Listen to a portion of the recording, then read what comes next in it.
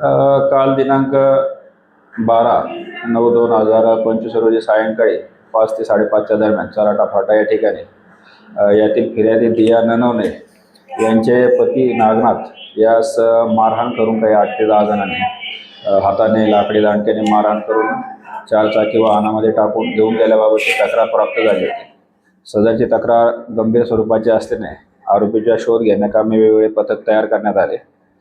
तपासादरम्यान आरोपीबाबत माहिती हस्तगत करून आज रोजी सकाळी सदर गुन्ह्यातील आरोपित एकूण 10 आरोपित यांना ताब्यात घेण्यात आले आणि तसेच यातील पीडित जो आहे ज्याला पळून नेलं होतं त्याची त्या ठिकाणी सुटका करण्यात आली आणि पुढील तपास सुरू आहे. त्याबाबत नेमकं काय कारण होतं त्यामध्ये, काय आतापर्यंत समोर आलं का?